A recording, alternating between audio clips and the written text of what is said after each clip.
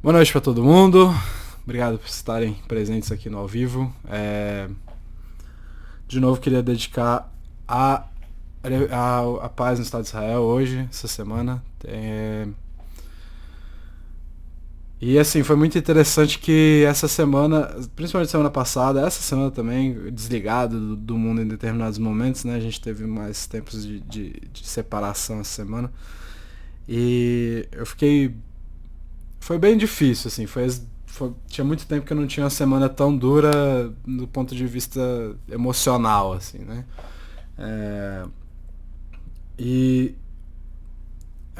é engraçado que o que aconteceu normalmente é uma coisa que não me afeta, mas não tanto, né? Mas dessa vez eu não conseguia parar de pensar na situação, né? No sofrimento, nos ataques, né? E o que tá acontecendo, né? Só que assim, eu tentei olhar pelo lado positivo, né? O famoso Ganzu Letová, e basicamente o estudo dessa semana reflete um pouco essa ideia, né? É, a ideia hoje vai ser discutir um pouco uma situação que a gente está passando de uma forma dentro da Torá, né? Vamos dizer assim. Então, vamos tentar ligar as duas coisas hoje, espero que dê certo, tá? Então, eu botei aí pra vocês na notinha uma música famosíssima, né? Don't Worry, Be Happy. Não se preocupe, seja feliz, né? Eu não vou cantar porque eu realmente, assim, eu sei a música, mas eu não sei o ritmo direito, é um ritmo meio fora do meu, né? Mas enfim, né? O que importa é que essa é a primeira estrofe, né? There's a little song that I wrote, here's a little song I wrote, né? Então aqui é uma pequena música que eu escrevi. You might want to sing it note for note. Então talvez você queira cantá-la nota por nota. Don't worry, be happy. Não se preocupe, seja feliz, né? In every life we have some trouble. Então todas as vidas têm algum problema, algum pesar. But when you worry, you make it double. Então, mas quando você se preocupa, você dobra o problema, né? Don't worry, be happy. Don't worry, be happy now, né? Então, o contexto aqui é muito claro, né? Eu vou traduzir para o hebraico, né?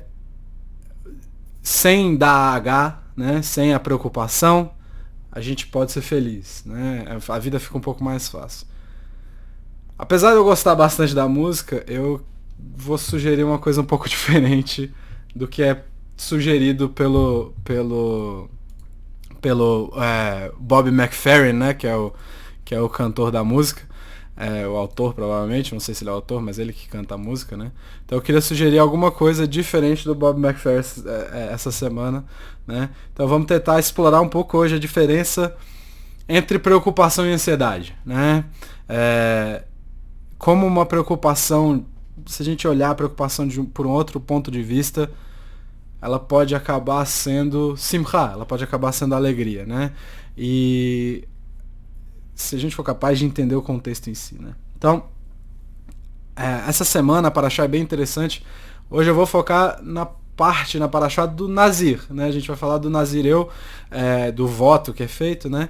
E ela é uma pessoa que de alguma forma transcende os prazeres físicos desse mundo para tentar alcançar um nível espiritual maior, certo? Vamos dizer assim, essa é a definição bonita de Nazir, né? E assim, se a gente falar desse jeito, é bonito, né? Então, maravilhoso, né? E o que a gente tem que fazer para transcender o físico, nesse caso, e alcançar esse nível espiritual maior? Deve ser uma coisa difícil, né? Mas para falar a verdade, as exigências não são essas coisas todas, não. Vamos dar uma lida aí na segunda parte, no segundo tópico aí. Fala aos filhos de Israel, Hashem falando para Moshe, e diz-lhes: quando um homem ou mulher se tiver isolado, fazendo voto de Nazireu para se consagrar a Hashem, de vinho novo e velho se absterá. Vinagre de vinho novo e vinagre de vinho velho ele não beberá. Uvas frescas ou secas não comerá. Todos os dias do seu nazirato, tudo que sai da videira, desde a semente até a casca das uvas, não comerá. Todos os dias do seu voto de nazirato, navalha não passará pela sua cabeça, até que se cumpram os dias nos quais se consagrou a Hashem. Seu cabelo será sagrado, deixará crescer o cabelo de sua cabeça. Todos os dias de sua congregação a Hashem não se aproximará do morto. E aí ele vai explicar por pai, mãe, não sei o quê. Então tem 3 grandes exigências. Não cortar o cabelo, não mexer com nada de uva, vinho, nem vinagre pode, e não ter também medo, né? Não se impurificar com a morte, né? Não se purificar com nenhum morto, quem quer que seja, né? Então tá. Quanto tempo dura isso? Eu botei a Mishnah aí no 3, né? A Mishnah em Nazir explica quanto tempo vai durar o voto. O caso em que o tempo da Nazirut, o tempo do voto não foi especificado, o voto durará por 30 dias. Um mês. Tá. Então, se a gente assumir, como a Mishnah assume que durante 30 dias é o caso geral, vamos dizer assim, é o caso como um todo, a minha pergunta é meio óbvia, eu vou fazer, porque provavelmente está todo mundo se fazendo, então eu vou fazer a pergunta para vocês. Qual que é a grande dificuldade? Né? Não comia nada de uva, não tomar vinho, tudo bem, tem gente que gosta muito de vinho e tal, mas... né? Shabat. Calma. Uma coisa de É uma lua, 4 Shabat. Todos. Uma coisa de cada vez. Então, qual que é a grande dificuldade? Uva, cabelo... Ó, eu não corto cabelo tem um mês. Né? Tá até meio grande aqui. Tem muita gente que passa, às vezes, mais tempo sem cortar cabelo. Né? E tem outra, tem mulher. Mulher pode fazer o voto também. Tem mulher que quase não corta cabelo. Né? Então, beleza. E não pode ter também medo. Não pode se ter contato com os mortos. Por 30 dias. Aqui em Brasília, pelo menos, na comunidade em si, mesmo nesse tempo de pandemia, foi meio incomum a grande quantidade. Tá? A gente não foi muito no cemitério, apesar de ter perdido grandes pessoas na comunidade esse ano. Mas como é que funciona isso, né? Então, de novo, eu passo mais tempo às vezes sem cortar cabelo, como é o caso agora. Meu nutricionista me pediu na última consulta que eu não consumisse álcool por um tempo, né? E eu não sou grande fã de suco também. Então, E esse morto vale animal morto também? Carne, por exemplo? Então, aí é uma outra discussão. Não tem nenhum problema de comer carne, tá? A sugestão que ele está dando aqui é morto pessoas, né? Que teoricamente, a gente já discutiu isso em outros estudos, teoricamente tem a ver com a questão... Né?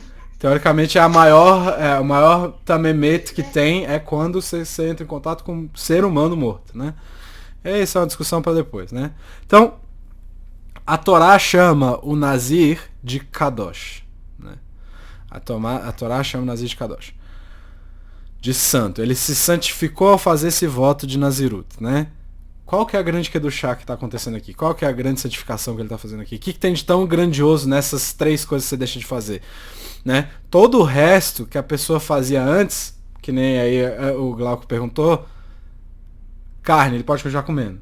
Então todas as outras coisas ele pode continuar fazendo. Ele vai se abster de 3 coisas, que, pra ser bem sincero, uma delas é Bezerra Hashem, porque a gente não vai ter contato tão cedo. Então, como é que funciona isso, né? E aí, a Torá, lá no último verso da primeira parte, a Torá diz assim, todos os dias do seu Nazirato, ele será santo para Hashem, né? Então, Kol Yemei Naziro Kadosh Hu La Hashem. Então, todos esses dias ele vai ser santo, ele vai ter essa santificação, né? Então, a gente pode continuar satisfazendo nossas vontades que estão permitidas nesse mundo e na Torá, e ainda assim, ele chama o Nazir de Kadosh, né? Graças a essas 3 proibições, no fim das contas. Por que ele faz isso, né? Porque qual que é a lógica da Torá, né? E no fim das contas, o que a gente pode aprender com isso e o que isso leva para o futuro da pessoa? Que diferença isso vai fazer na vida da pessoa que faz o voto, né? Tá bom. A pessoa fez por um mês. Se afastou da Gashmiut lá, né? Que é isso que a Torá tá falando, que é um afastamento da Gashmiut, né? Então, o que é da fisicalidade, no caso, durante esse processo? Mas eu tenho quase certeza que a pessoa vai sair depois desses 30 dias pensando, eu ainda sou a mesma pessoa que começou aquele processo. É que nem quando alguém entra de dieta, assim, fica só 30 dias de dieta. É porque tem que perder aquele peso para entrar numa roupa ou qualquer coisa parecida para um dia específico, né? Não mudou quase nada, mudou um pouquinho o corpo, mas ficou por isso, né? Então, qual que é a grande coisa desse neder da Nazirut? Qual que é desse juramento? O que tem de mais nisso? Né? Eu tô repetindo essa pergunta várias vezes, porque é importante a gente pensar nisso. Então, depois de um mês, se eu vou voltar a ser o que eu era antes, o que eu ganhei? Que ponto que eu cheguei? Né? Então vamos tentar explorar o adjetivo que é dado pela Torá ao Nazir, no caso desse Kadosh, né? Santo. Né? E no passuco um pouco antes desse que a gente acabou de ler, tá lá, né? Por seu pai e por sua mãe, por seu irmão, por sua irmã, não se purificará por eles quando morrerem, porque o nazirato, e aí essa palavra nezer é coroa. Tá em negrito aí no texto em hebraico. A palavra nezer é coroa, ou seja, a coroa de Hashem tá na sua cabeça quando você tá fazendo nazirato. Ou seja, Hashem tá honrando aquela pessoa. Quando você bota a coroa na cabeça de alguém, não é uma coisa assim, tipo, não, tudo bem, essa pessoa é qualquer um. Não, é rei, né? Então, Hashem tá colocando uma coroa na cabeça da pessoa, né? Então, Kinezer Elohav al-Rosho, né? A coroa de Hashem está sobre sua cabeça. O que isso quer dizer, né? O que é que o Nazir faz efetivamente, né? Se é só isso. Aí no número 4 tem a explicação do Ramban, do Maimonides, sobre esse pedaço aí. Qual é o objetivo de deixar o cabelo crescer? Pergunta o Ramban, o Nachmanides, né? Para levar a pessoa para um outro extremo, daquele que faz com que as pessoas usem seu tempo para arrumar seu tempo para arrumar seus cabelos para ficar mais atraente, mas quando alguém permite que seu cabelo cresça sem interferência para arrumá-lo, isso cria um nível de daga, de preocupação.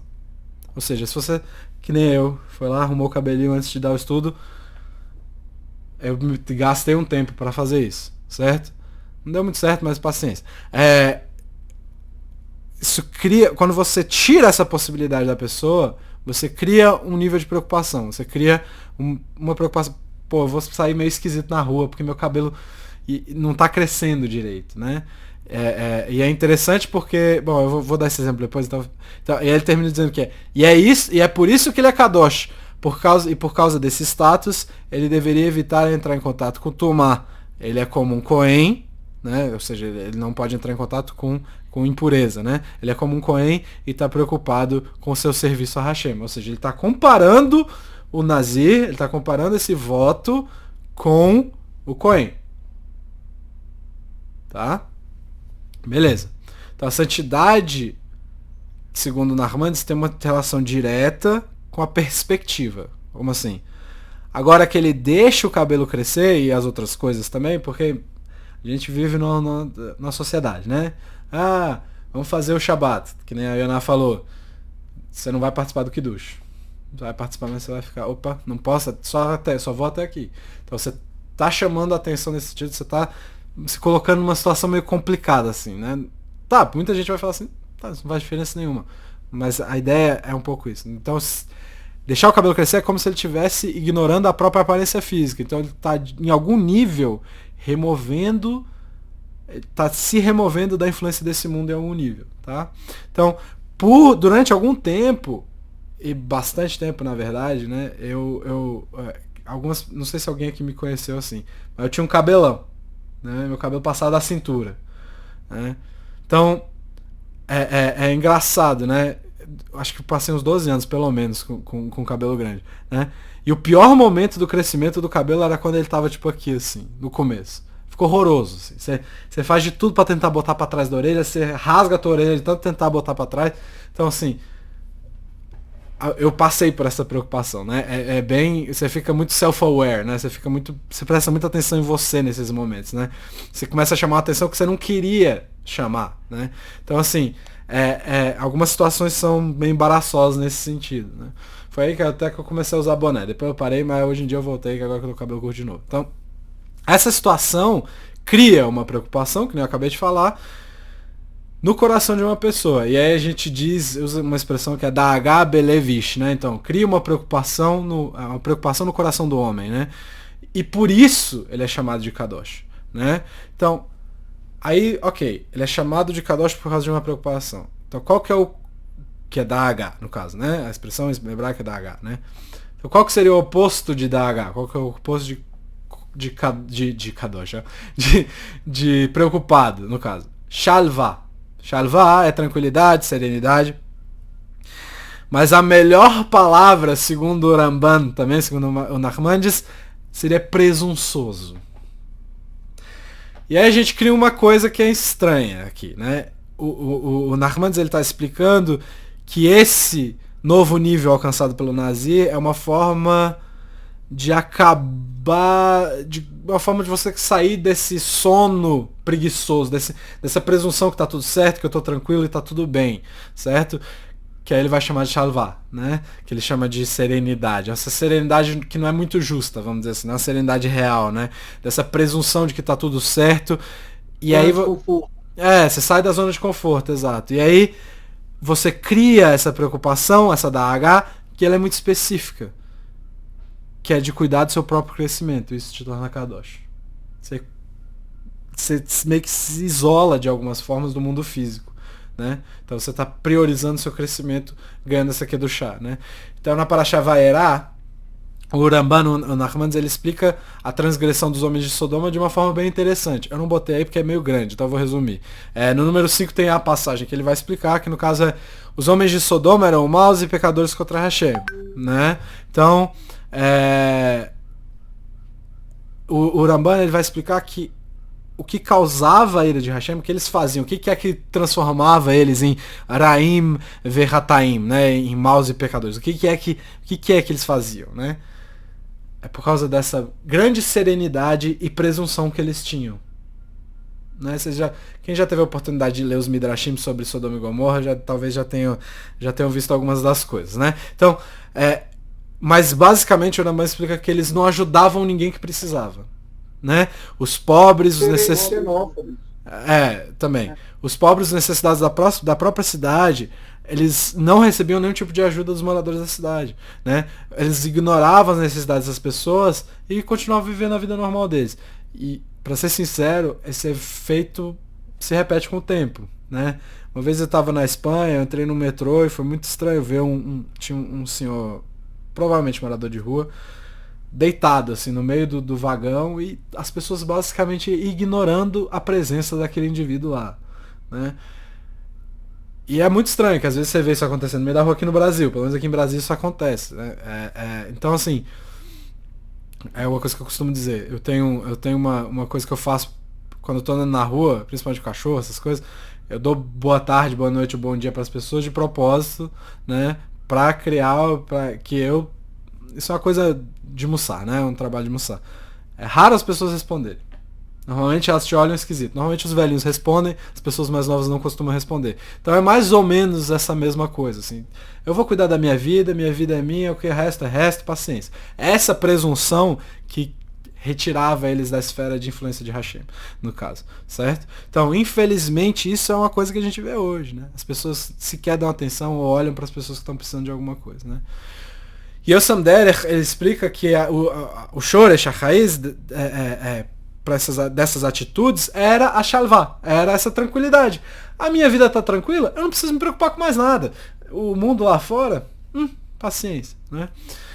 Então, assim, eles viviam nessa serenidade, nessa presunção serena, né? E isso acabou levando a uma dormência espiritual dessas pessoas, ao ponto delas ignorarem até grandes necessidades. E isso gerou um certo problema um pouco maior para eles depois, né? Então, o oposto dessa dessa preocupação é essa shalvá, essa tranquilidade arrogante, essa presunção, né? Mas isso não parece muito intuitivo. Né? Quando a gente fala de preocupação, a gente não fala de coisa boa normalmente, né? Quando a gente pensa em tranquilidade, principalmente em tranquilidade de alma, é uma coisa que a gente está buscando. A gente quer ficar tranquilo, a gente quer, né? A gente não quer preocupação na vida, a gente quer tranquilidade, né?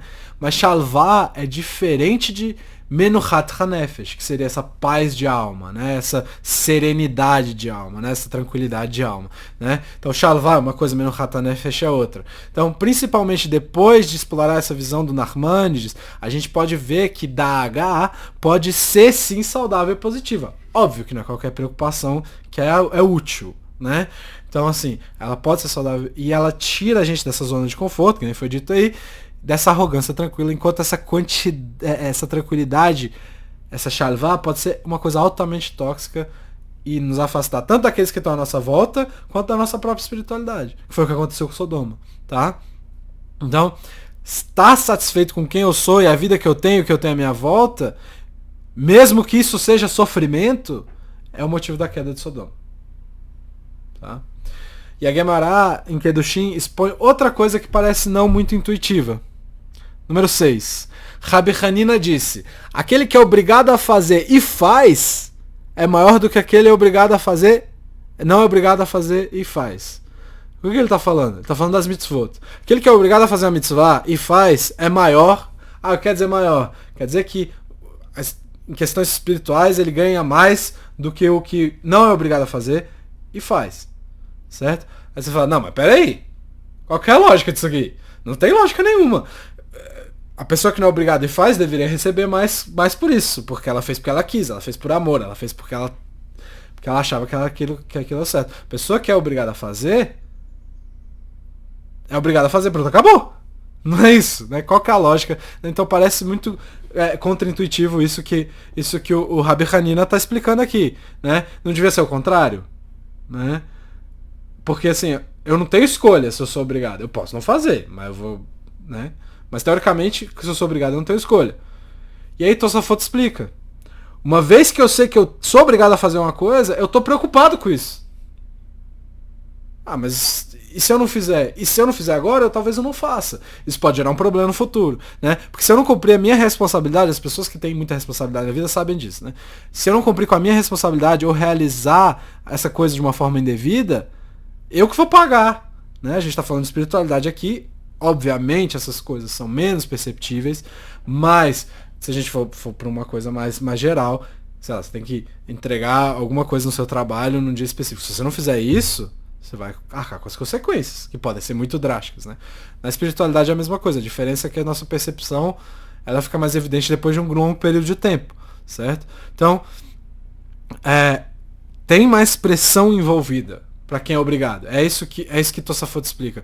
Aquele que é obrigado a fazer, ele tem mais pressão, ele tem mais dor na relação. As pessoas que têm o costume de rezar, principalmente de manhã, e não conseguem rezar num dia, percebam, a situação às vezes fica drástica. Isso acontece comigo, pelo menos. E eu sei de outras pessoas com quem eu já conversei que isso também acontece. O dia não rende. É estranho. É real, mas é estranho. Enfim. Então, é mais difícil fazer com obrigação nesse sentido, porque existe mais pressão envolvida, a dor de não fazer e a ansiedade, no caso, a preocupação que você tem em ter que fazer, cria essa situação de que você recebe mais recompensa por isso. E é isso que a Gemara está explicando. Tá? Então a gente, por exemplo, tem que acordar mais cedo para estar num lugar. Eu faço isso e eu sei que tem muita gente aqui, inclusive, que faz também. Você põe 5 alarmes antes. E às vezes acorda mais cedo do que o primeiro alarme e fala assim, eu tenho mais 5 minutos para dormir, mas é melhor levantar, dependendo da importância da coisa, né? Então assim, é normal a gente querer fazer isso porque a gente sabe que a gente tem que chegar na hora, né? Então se a gente tem que sair 6 horas pro compromisso, bota o alarme, e você precisa, sei lá, acordar 5, você bota o alarme 4h50, 4h55, 5 horas e 5h10, sei lá, né? Então, porque você não quer correr risco. Você não quer correr risco de faltar com aquilo, né? Por mais que fosse melhor você colocar um alarme só e dormir de uma forma serena durante esse tempo, ninguém quer perder a oportunidade dependendo do caso, né? Então, eu tô preocupado. E, às vezes, é melhor acordar antes, né? Então, no fim das contas, isso é mais doloroso. A gente acaba tendo mais recompensa como contrapartida, né? E esse sistema, ele não parece muito legal também, né? Pra ser sincero, né? Então, Hashem quer que a gente fique preocupado, quer que a gente fique ansioso, quer que a gente fique estressado. Como é que funciona isso, né? Como é que a gente pode pensar numa coisa desse jeito, né? Não tá escrito que os caminhos da Torá são agradáveis? Então, como é que a gente pode dizer que, não, Hashem quer que eu me estresse, quer que eu acorde 15 vezes antes do horário que eu tenho que acordar? Não, né? Então, a gente tem responsabilidade. Mas isso quer dizer que Hashem quer que a gente tenha tanta preocupação e angústia. Isso é muito estranho. Isso é um sistema muito estranho, né? E o Machal, né, no comentário dele em Bava Kama, no Masechet Bava Kama do Talmud, ele explica a razão para a celebração do Bar e do Bat Mitzvah, por exemplo. Por que você comemora essas coisas? Qual que é a lógica, né? Por mais que a maioria deles hoje seja por Zoom, né? Eu me lembro que antigamente elas eram presenciais. Inclusive a gente teve uma presencial não há muito tempo atrás, né? Uma celebração de Bat Mitzvah não há muito tempo atrás, né? Mas antigamente todas elas eram presenciais, né? E a última que a gente teve lá na CIB foi muito legal, as pessoas ficaram muito emocionadas, as meninas ficaram super felizes. Mas qual que é o objetivo dessa comemoração no fim das contas? O que quer dizer Bar e Bat Mitzvah? Quer dizer filho da mitzvah, ou seja, agora eles contam. Agora, aquilo que antes era facultativo, agora é obrigatório. Né? Se você não botar aquela vírgula lá, que é facultativa, vai ficar dúbio o sentido. Vai ter duplo sentido, e aí você não pode, ela vira obrigatória. E aí, como é que funciona? Né? Então, o Marshall, ele explica que se a gente não encontra uma celebração maior do que essa dentro do judaísmo. O próprio nome da celebração é a prova de que é uma grande simha. Então vamos festejar, né? A gente tem que expressar gratidão a Hashem, segundo ele, por nos permitir chegar nesse momento importante. O jovem agora Bar Bat Mitzvah. E qual que é a alegria? Qual que é a simha que ele está citando? E ele cita essa Gemara de Kedushin que a gente acabou de ler. Que é aquele que é obrigado a fazer é maior do que aquele que não é obrigado a fazer. Então, agora o que realmente, agora aquilo que ele faz realmente conta, é isso que ele está querendo dizer, né? Enquanto antes era tudo voluntário. Então antes eu não tinha obrigação, mas agora eu tenho que fazer. Agora eu vou receber mais recompensa, porque a preocupação, o estresse, a ansiedade, a pressão de guardar as mitzvot está sobre mim. Né? Mazel Tov. Muito legal. Parabéns. Agora você pode ser um ser humano estressado, preocupado, ansioso, né? Maravilha. Bela celebração. Né? Então a gente está comparando estresse e ansiedade por deixar de fazer ou fazer alguma coisa errada com alguma coisa boa. Bem a cara do povo judeu, né? A gente gosta de umas coisas dessas. Mas a gente tem que explicar, né? Não é só isso, não é fácil assim, né? Qual é a dessa ideia de dar H no final das contas, né? Da preocupação. A palavra-chave é preocupação. A gente tem que explicar e tem que explorar. Por que a gente tem que ficar preocupado? Por que a gente celebra o fato de um jovem ou uma jovem agora ter obrigações e pressões maiores e preocupações, né? Mesmo que a gente acredite que venham mais recompensas, tanto no Olam Abá, tanto no Olam Hazé, tanto no mundo vindouro, quanto no mundo atual, no mundo de agora, né? A preocupação fazer parte constante das nossas vidas e celebrar essa preocupação ainda é meio complicado, né? Então, para deixar tudo mais complicado, a gente tem uma série de fontes que mostram que dar H, que é preocupação, ansiedade, estresse, é extremamente negativo, inclusive para a saúde. Seja física ou mental.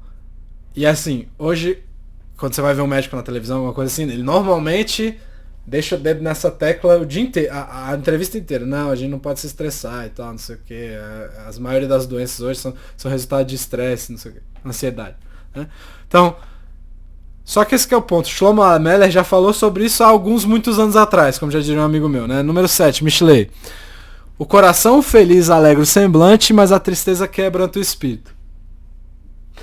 E assim, quando a gente fala, né, de ruach, né, a gente está falando, né, de uma coisa bem animal, né? Então, o que é que... E aí, o Rabbeinu Yonah, ele explica de uma forma brilhante isso, no fim das contas, né? Esse passuque, né, quando algumas pessoas elas pensam que o bem-estar físico do corpo depende só daquilo que você faz fisicamente, por exemplo, quão bem você se cuida, sua dieta, sua rotina de exercício físico, etc. Depende disso, depende sim. Se eu não como muita porcaria, se eu faço exercício, não faço exercício, talvez eu não seja tão saudável quanto eu poderia ser, né? E para ser sincero, cuidar do seu corpo é uma mitzvah também, porque você está alugando, né? Mas tudo bem, o assunto não é esse. Então, tudo isso normalmente é verdade. Mas o Rabbeinu Yonah explica nesse passo que a maior vitalidade do corpo e a maior fonte de dor física, no fim das contas, são as duas maiores fontes, no caso, são duas. o coração e a mente. É isso que Shlomo Ameler está explicando aqui. Que se você está triste, se você está preocupado, seu corpo vai sentir o baque, certo? Então quando uma pessoa se sente bem consigo, ela tá bem, quando ela tem Simchat Halev, que é o que está escrito aí, né? Ela faz com que você não se importe tanto com as dores, nem com as suas fraquezas físicas. Se você tá animadão para correr, você corre muito melhor do que se você não tá afim. Né? Isso é um exemplo idiota, mas é um exemplo que vale. Né? Então a gente é capaz de, mesmo assim, se mover com rapidez se a gente tem Simchat Halev, se a gente tem alegria no coração. Mesmo com dores, mesmo com problemas, a gente se move com rapidez, a gente é mais energético, a gente tem mais entusiasmo para as coisas. Mas se tem dor na alma, se a gente está triste, isso quebra o seu espírito ao ponto de que você não está a fim de levantar. Um dos principais sintomas de depressão é que a pessoa deita e ela não levanta. Mas não é só o espírito, né? O corpo, né? Isso. E o corpo acaba se deteriorando baseado nessa mentalidade daquela situação, né? Então, a forma com que a gente percebe e sente a realidade, seja ela besimcha, com alegria, ou da'agá, com preocupação, tem impactos tanto psicológicos quanto físicos. Certo? E no Orchot Tzadikim, o autor acaba sugerindo: distancie-se da preocupação, dizendo que nunca viu os gigantes da Torá expressando sinais de preocupação, expressando sinais de Da'agá. Eles estão sempre serenos, vivendo em Menuhat HaNefesh. Mas a gente tem um problema quando ele fala de Menuhat HaNefesh.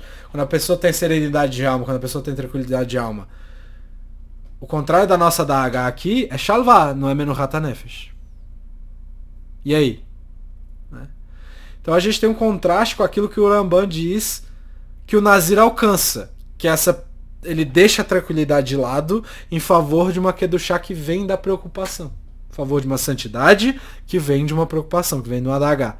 O Orchot Tzadikim e Shlomo Ameler estão dizendo que Da'agá é negativo e que pode acabar matando a gente mais cedo. De novo, o estresse e a ansiedade realmente diminuem nossas vidas, inclusive nossa vida útil, porque se você está muito ansioso, às vezes você não consegue nem fazer o que você tem que fazer, né? Então tá tudo nas nossas mentes, e isso se reflete, e nas nossas almas, isso se reflete no nosso corpo, né? A gente acaba precisando de shalvá, né, vamos dizer assim, e diz o Orchot Tzadikim: eu nunca vi um tzadik com sinal de Da'agá, né? Eu nunca vi um tzadik que se preocupa, eu nunca vi um homem justo que tá... Quem já viu um grandioso, por exemplo, essa ideia é muito impressionante. Se vocês já viram algum vídeo do Rabbi Ovadia Yosef, por exemplo, estudando, ou do Rabbi Eliashiv estudando Gemara, tem vídeos no YouTube, depois se vocês quiserem dar uma olhada, ó, quietinho, balançando bem devagarzinho. Às vezes, o Rabbi Eliashiv até falava, né, ele usava essa ideia de mussarista de cantar o que ele estava estudando, né? O Rabbi Ovadia, pelo menos o vídeo que eu vi, não tinha som também dele, né? Mas enfim. Então, cantando baixinho, relaxado, concentrado, e além de ser inspirador pra caramba, de você ver, pô, o cara tá com 93 anos, tá lá, né? Às vezes mais. Mostra uma coisa pra gente: um equilíbrio que existe anos e anos e anos de treinamento. Porque esses caras têm um equilíbrio de alma que exige anos e anos de treinamento. Então, ali eles estão completamente focados naquilo que está diante deles. E no fim das contas esse é o objetivo. Mas eles estão assim com Menuhat HaNefesh, com essa tranquilidade de alma. É uma conexão com Hashem e no fim tem a ver com Bitachon. Uma coisa que a gente já falou, com segurança, né? Segurança de estar fazendo aquilo que ele devia estar fazendo naquele momento. Eu vou falar para vocês que eu estou estudando bastante nos últimos dias. E eu não tenho ficado muito ansioso. Assim, já me estressei um dia ou outro, mas eu não tenho ficado muito ansioso porque é o que eu tenho que fazer agora. Então tá rendendo. Até dias ruins eu rendo, né? Então assim, o que você tá fazendo, o que você tinha que estar fazendo é uma coisa muito importante.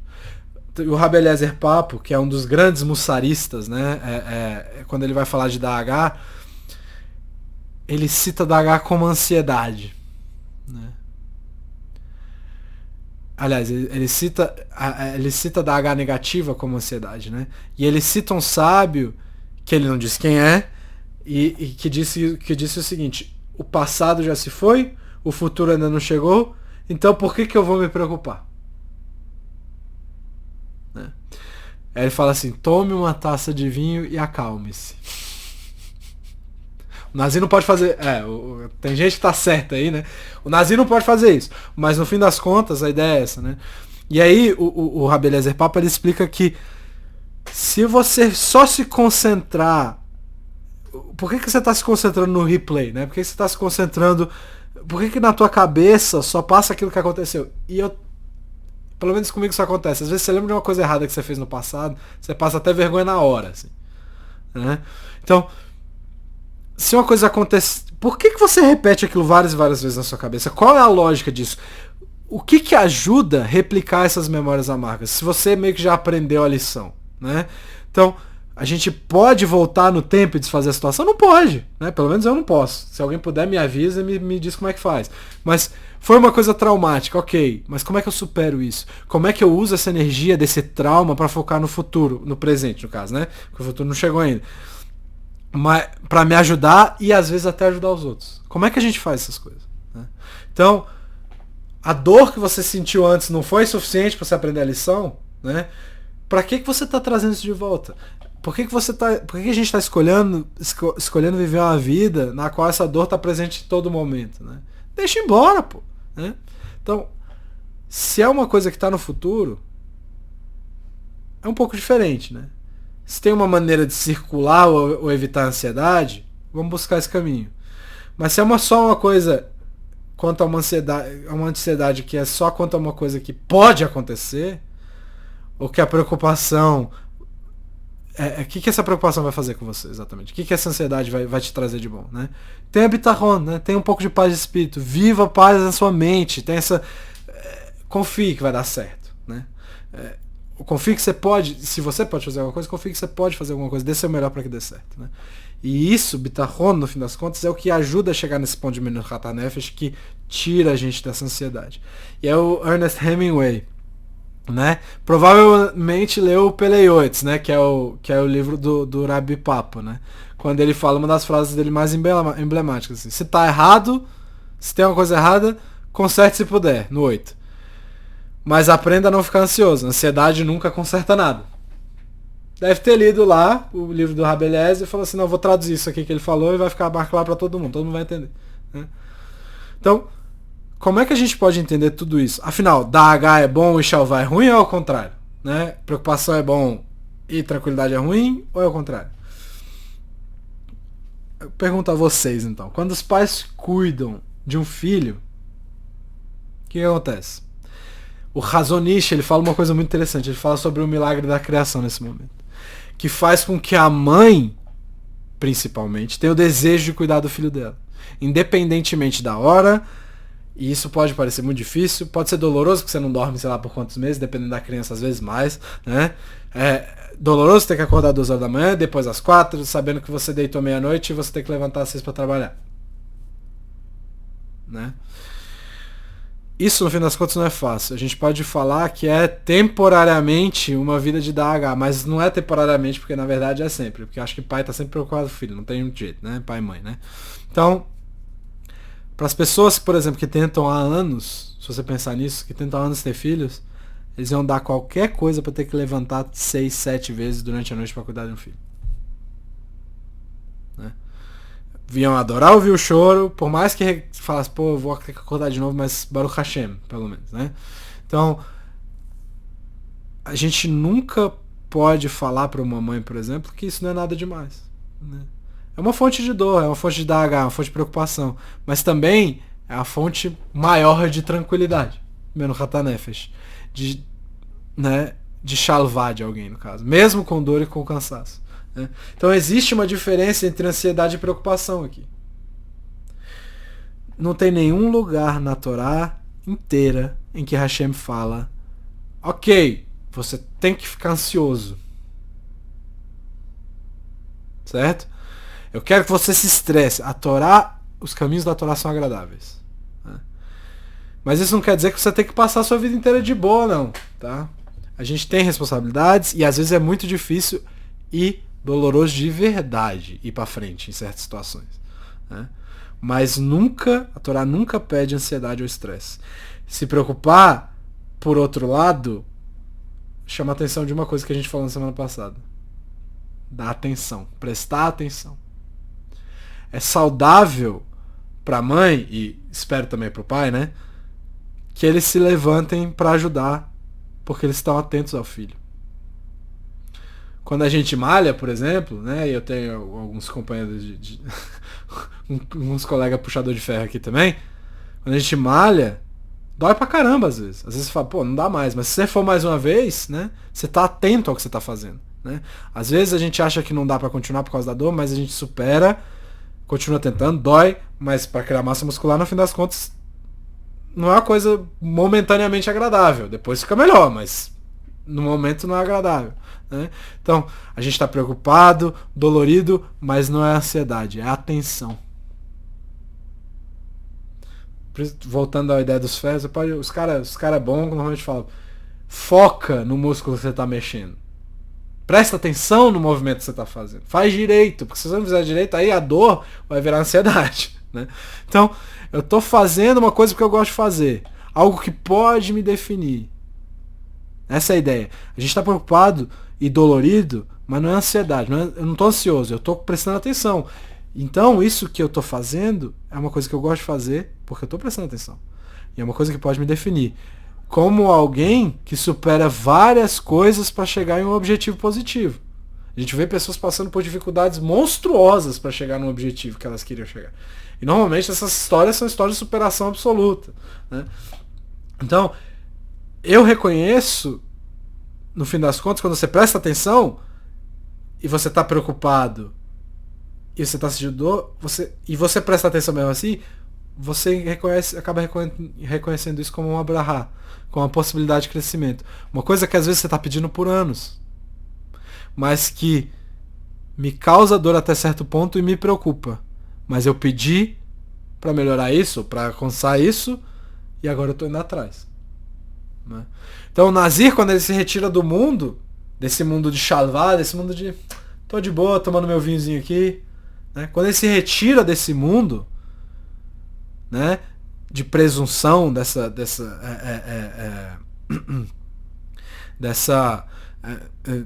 tranquilidade que não deveria existir, no fim das contas, dessa falta de atenção, né, ele tá saindo do mundo de saciação, do mundo de tô de boa, e por isso que a Torá acaba dizendo, você vai crescer quando você fizer. E esse crescimento é santo, esse crescimento é kadosh, né? Então, por mais que a gente tenha a impressão de que daqui a 5 anos você pode ser a mesma pessoa que começou aquele processo, que durou 30 dias, você não é, né? Se você acordou em determinado momento, né, criou uma preocupação e gerou atenção a partir dessa preocupação, você não sente que está tudo bem onde você está. Você fala, não, esse espaço para mim aqui está me impedindo de crescer. Por isso que a gente fala que a saída do Egito é tão importante. A Shoresh, a saída do Egito, o Shoresh, né, a raiz de Misraim, da palavra Egito, é lugar apertado. É um lugar que impede o crescimento. Certo? Então, como é que, por exemplo, no meu caso, às vezes a pessoa começa a comentar que você está fazendo uma coisa boa e você se sente bem. E isso que o Nazir está tentando fazer no fim das contas. Então ele chega... Vou dar um exemplo aqui, né? No meu caso. As pessoas falam, não, a Arlete não tá aqui. Mas uma vez ela me falou, meu filho, você engordou, né? Eu falei, sim senhora. Fui lá e resolvi. Aí chegou a quarentena, aí aqueles quilos voltam e tal. E aí, o que aconteceu? Você ganhou alguma coisa além de peso? Aparentemente não. Porque você meio que voltou pra estaca zero.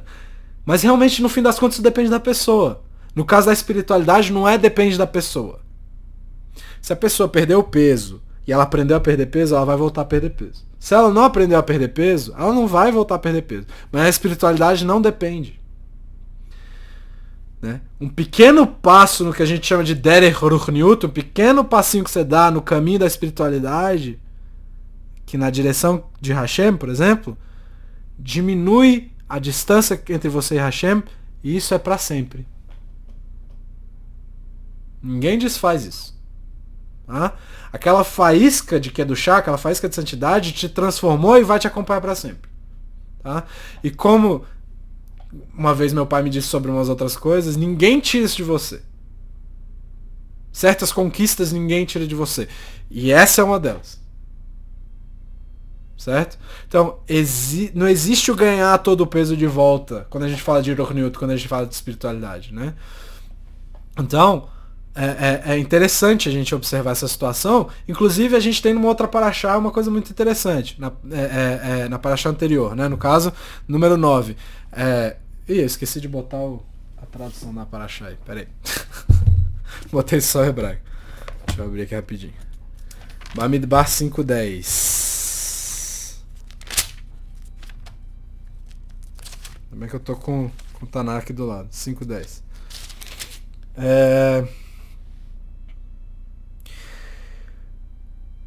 E as santidades de todo homem dele serão. Que todo homem der ao sacerdote, para ele será. Só que a primeira parte que interessa aqui, olha o que o Hafetz Haim fala no 9. A Torá está nos ensinando nesse passuco que qualquer Kedushá que somos capazes de acessar das nossas Neshamot, das nossas almas, ficará conosco para sempre. Veishet Kodshav Loihiu. O Hafetz Haim continua dizendo, o progresso nunca deixa de sê-lo.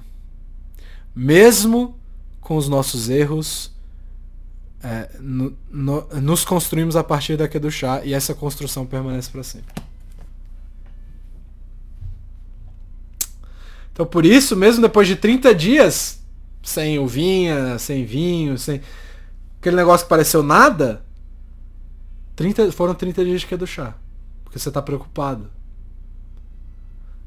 Todo mundo que já fez uma dieta um pouco mais restrita já falou assim, principalmente quem se preocupou com o kashrut. Isso aqui tem tal coisa? Essa pergunta acontece direto. Vou olhar. Nunca comprei esse biscoito, sei lá. Vou olhar, tem o selo da BDK? Ou para as pessoas um pouco mais lenientes, não tem nada aqui na caixeira aqui? Né? Então, ou para os veganos, né? Os veganos são os campeões disso aí. Eles olham tudo e ainda ligam para a empresa perguntar se é vegano mesmo. Né? Então, eu não imaginei que eu estaria elogiando os veganos, mas enfim. Brincadeira. Então, esses 30 dias fazem sim diferença do Nazir. Mesmo ele sabendo que um dia ele vai voltar a beber vinho, cortar o cabelo e ajudar com as coisas da mãe e pai quando eles morrerem, por exemplo.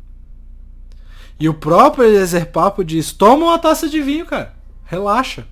Às vezes você tem que relaxar. E esse é aquele tipo de conselho que a gente tem que seguir, sem exagerar, obviamente. Né? Então, esses 30 dias foram dias de construção e transformação, por mais que não pareçam. Né? E qualquer passo nessa direção de Ruchniut, nessa direção de Hashem, transforma de fato as pessoas. Independentemente do que vai acontecer no futuro. O Rabbi Simcha Zissel, né, o Alter de Kelm, ele escreve para o filho dele uma carta que é curta em tamanho, mas grande em significado. Né? Ele escreve o seguinte: gostaria de compartilhar um conselho que aprendi com a Parashá de Nazirut, com essa Parashá de hoje. Se a Torá está elogiando a pessoa que decide ser um Nazir por 30 dias, chamando-a de Kadosh, pois existe essa preocupação, essa dahagá saudável, porque a pessoa está abandonando sua inércia e buscando crescimento. A palavra inércia foi a tradução minha, né? Mas dá para entender. Imagine o que aconteceria se nos empenharmos por um mês, uma semana, ou mesmo por uma hora com intensidade. Ao estudar, ao fazer nossas tefilot, ou até ao dar atenção a alguém que está precisando. Seja para você essa atenção, para você mesmo, que você está precisando, ou para outra pessoa. E ele termina a carta dizendo, isso pode te mudar para sempre. O Nazir não está fazendo nada que parece objetivamente definido como moral ou bom. Está deixando de beber vinho. Está deixando de comer uva. Está deixando de tomar vinagre. Não sei quem toma vinagre, mas... Se bem que hoje tem umas dietas meio doidas, né? Ele tá tentando se separar do mundo físico. É isso que ele está tentando fazer. Ele está tentando desenvolver as sensibilidades necessárias para se envolver mais e mais no que a gente chama de Derech Ruchniut, do caminho da espiritualidade. Derech Hashem, do caminho até Hashem. Né? E assim você está dando passos nessa direção. Né? Mas vamos imaginar então, segundo o Alter de Kelm, segundo o Rabbi Simcha Zissel, se a gente puder fazer uma coisa que está nos conectando mais e mais com Hashem de uma maneira intensa. Se a gente puder fazer isso toda vez. Né? A gente não precisa fazer para sempre. A gente não precisa fazer o tempo inteiro. Não é tudo ou nada nesse caso. Mas se a gente fizer uma vez, já mudou a gente para sempre. Então, é como os 10 dias entre Rosh Hashanah e Yom Kippur, que a gente chama dos 10 dias de Teshuvah, né? Em que a gente evita uma série de coisas. Lashon Hara, a gente tenta se ocupar mais com as mitzvot, com o tzedakah. O que isso vai mudar? Passou o Kippur? Opa! Vou voltar ao que eu era antes. Quem que a gente está tentando enganar? Por que eu vou voltar ao que eu era antes? Então, né? A verdade é que isso também muda a gente para sempre, independentemente do que vai vir depois. Então, o Simcha Bat, o Simcha Bar, o Simcha do Bar ou do Bat Mitzvah, né? Segundo o Marshall, que a gente viu lá atrás, é uma preocupação, mas é uma preocupação porque ele realmente pode se importar e tentar fazer as coisas da melhor forma possível. Né? Assim como a mãe se preocupou com o filho, por exemplo, para que ele possa crescer saudável, amado e feliz. Né? Então, Bezat Hashem, que a gente possa aprender um pouco com essa porção sobre o Nazir e que a gente possa mudar tudo de uma vez para um pouco de uma vez para sempre, vamos dizer assim, dar um passo de cada vez, um passinho dado a cada vez, né? Qualquer ambição, por menor que ela seja, de nos aproximar de Hashem no presente, pode mudar a gente completamente como ser humano e como amigo, como marido ou esposa, como pai, mãe, avô, o que seja, né? Como seres humanos. E mesmo se a gente fizer errado depois, aquilo que ficou mudou para sempre e acabou elevando a gente como um todo. Né? Então a ideia de hoje foi porque eu sei que tá todo mundo preocupado. Eu sei que tá todo mundo preocupado, porque eu tô. Todo mundo nervoso.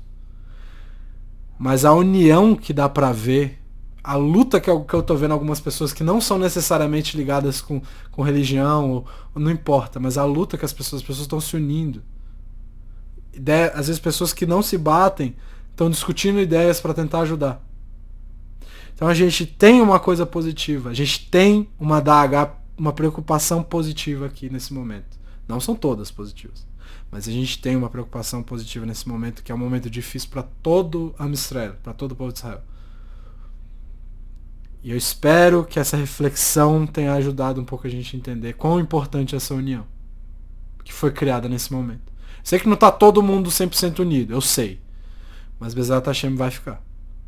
Porque quando está todo mundo unido, nem o rei idólatra derrubou Israel. Pessoal, boa noite. Bezat Hashem, que a gente possa aprender alguma coisa com esse pedacinho de Torá que a gente falou hoje. Obrigado e até semana que vem.